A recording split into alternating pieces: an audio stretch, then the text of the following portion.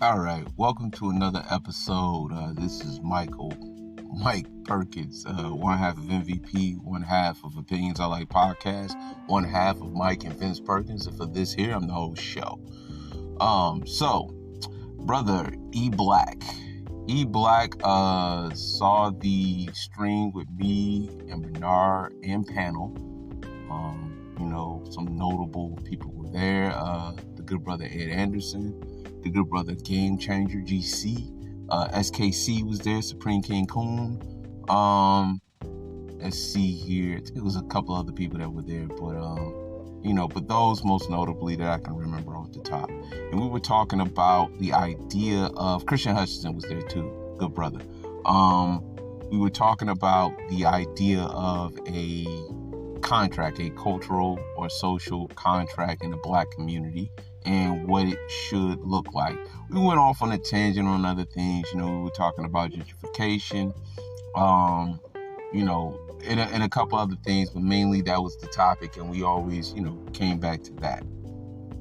Okay, so then the good brother E Black took to his own platform, to his own channel, and he tried, I guess, to articulate that the pro-Black stance on social contract is similar to what I was saying, because what I was stating is that guys who are talking about community first, Black first, they haven't presented the most obvious thing, which is a tool, a blueprint, order of operations, which is a social contract.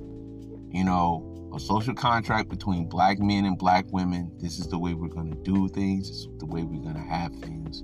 This is what it is. And when I was listening into, the good brother, E Black, I didn't hear a social contract. I just heard him repeat what I said and then say, yeah, I agree with that. But he agreed with the overall premise, which is the destination. Like, for example, wealth is a destination, okay? Getting out of debt, owning your home, investing consistently, and having life insurance, those are tangible things that you can do. I'll even go further as to say, in the investing consistently, what you can do is you can start at $200 coming out of your check going into an investment account. And specifically, you should do blue chip or high yield money market.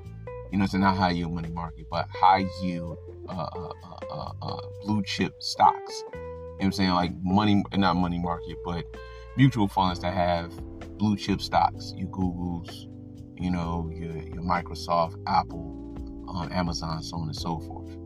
Those are tangible things that when you're told to do them, you can go straight to them.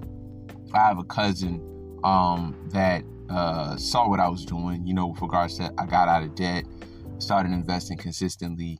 He asked me what I was doing, and I said, hey, do this, do it consistently, and just set it and just leave it alone, and it's been like a year, and he showed me his progress, and of course, it's good because everything is to the good because he's doing it from a place of I'm just setting it and forgetting it and then living off the rest, that's a tangible thing that if you do it, it kind of guarantees success because, the stock market is like 200 years old. It has its dips, whatever. E Black, however, is not giving tangibles because that's not what the pro-Black stance really is. It's about destination. It's not about tangible things because they know if there's tangible things, then everybody ain't gonna make it. Everybody ain't gonna make it. And I'd rather have, 10 million people who understand it rather than having 40 million people who just like kind of get it.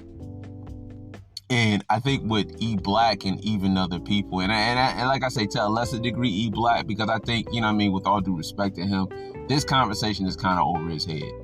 It's, you know, it's out of his, you know what I'm saying, it's above his pay grade. You know what I'm saying? The kind of people that really should be the ones that I think can even articulate or have a real, you know, conversation, if you will, probably be Obi, you know, Alan Obi, you know what I'm saying? Maybe to a lesser extent, you know what I'm saying, Mr. Let Go, you know what I mean? I just don't think that he has the bandwidth, you know what I mean, with all due respect to him, to actually understand what's being said in the conversation. Because he kept going back to this idea that feminists and pro-black are, you know, being deemed the same thing. It's like, I don't think I said that. You know, I'm pretty sure I didn't say that. I don't think I mentioned feminism at all. But, you know, in a 4-hour stream, maybe I did. But I kind of know I didn't. But the idea that those kind of incoherent thoughts made it into his, you know, hour stream, it's just like, yeah, you're probably just not really qualified to really have a conversation. Because all that I'm saying is that if you look at traditions in other communities, i.e. Indian community, Indian, you know, Asian Indian, when you look at what they're doing, for example, it's very uniform. You know, they have their, you know what I mean, people who go into the medical field, for example. Like, it's no secret that when you go to your doctor is just Indian. You know what I'm saying? Like, you got an Indian doctor. You know, all of the hotels and motels, Indian. You know, they own a lot of that.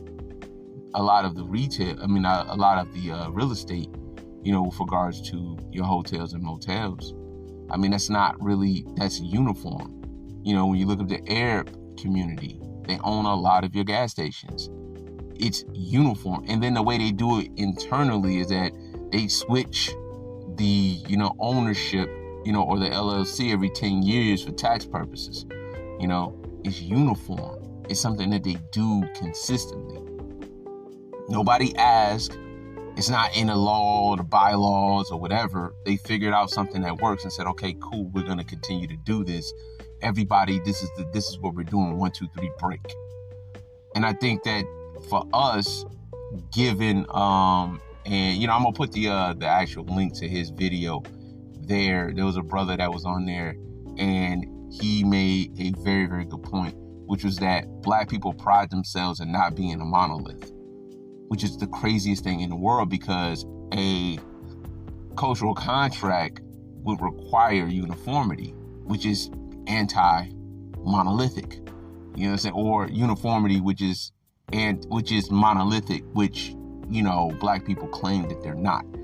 You know, we're not a monolith. We have a lot of things, and it's this do what works for you shit that doesn't really work, because there's no 2 or 3 people, 4 or 5 people that can just do something and then make the whole world or the whole Black world successful. You know what I mean? There's no way of doing that. So you'll have, you know, somebody like a Tyler Perry or Oprah be successful, and not to say that they don't help any Black people, because that's not true, but you should have 7 Oprahs. You should have 7, you know what I'm saying, Tyler Perrys. There should be, you know, 50, you know what I mean, you know, of them. But it's not, because the way that we do is what works for you.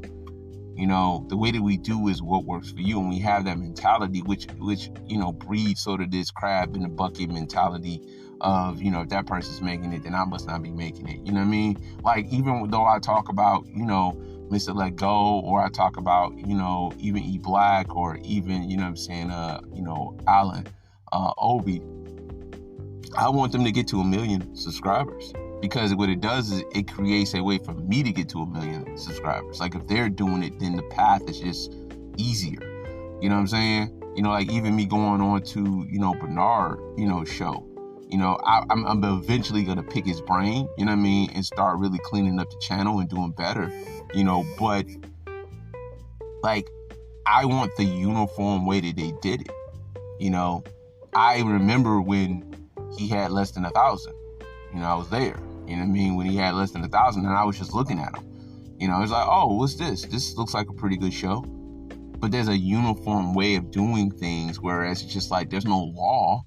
It's just like, this is what you do. You know, it's a uniform way of doing things. And that's what a cultural contract is.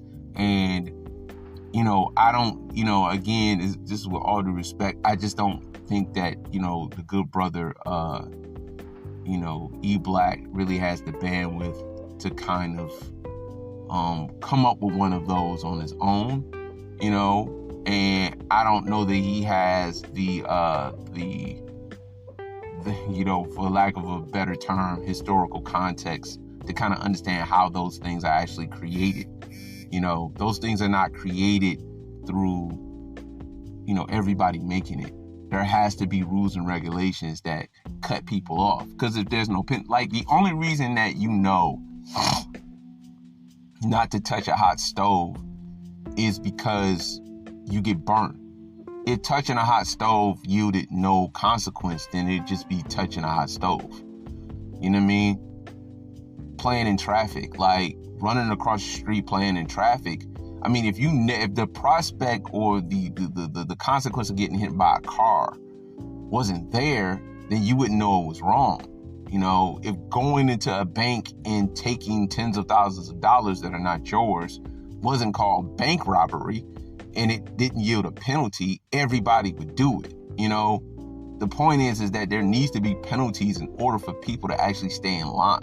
And those penalties need to be like stern and fair, but stern and, you know, consistent. It doesn't need to be, well, I mean, they made a mistake. Like, nah, you the third baby mama. You done. You finished.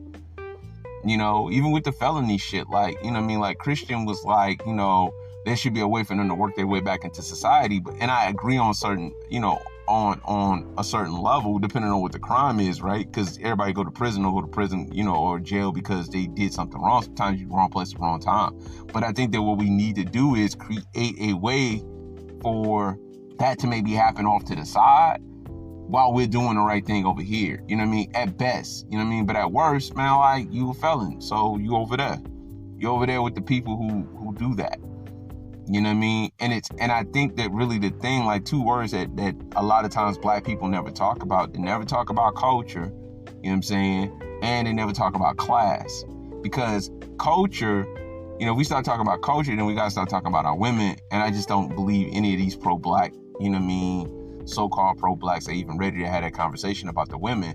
And then secondly, class, I don't think that we're ready to talk about class, because that also speaks to how our women are acting as well. Because although our women may, and not all of them have a degree, I mean, they just say that shit, but, you know, even if you have a degree, you have to change the way that you kind of operate, given, you know, where you're gonna be. You know what I'm saying? It's like the last video I did. It's like last video I did on that swim thick shit. It's just like, if you niggas is validating this goofy shit, then how we gonna even do anything different? But like, it's niggas there who probably call themselves pro-black. You know what I'm saying? Like, like, the thing about the manosphere that I like so much is that niggas will say, nah, you ain't this. You ain't this. You know, you ain't this. You know, that you don't get to just be, you know, over here doing whatever. And it's because the group is small enough to where you can say, no, you're not in this. This is not you. You know, you're not doing what it is that we're doing. You know, even SYSBM has tenants. You know, say what you will, they have 20 tenants. And if you're not, and if the pro-black community or whatever, you know what I'm saying, or the speakers of the community, if they're not presenting tenants or a cultural contract or order of operations, then they're really just talking. You know, they're really just talking to extract as much value from the women as possible. The dudes clearly don't believe. Most dudes is just like, this shit is corny, you know. But it's the women that you kind of get get a lot of the support from. You know, like Umar Johnson probably get more women support than anything. Same thing with Tariq Nasheed. And there's no knock to those guys. I mean, you know what I'm saying? Whatever they're trying to do, I wish them the best. But a lot of times what you have is you have guys that make these bold claims of what they're trying to do, and they talk about the destination, and they don't give you an order of operations. You know, And that's really the point. I think what E Black tried to do, like I said, maybe he was just unprepared, which I would have just did another show, another time, but it wasn't really coherent, and it didn't really speak to an actual cultural social contract. And I didn't think it would, because really, if you do, you have to start speaking to our women, because really the culture is going to be taught by the women. And if the culture is taught by the women, they got to agree with it. And a lot of the shit that, that would be said in it, they not going to agree with it, because it holds them accountable to a point where, all that goofy shit that they want to do is going to stop, But that's my time, man.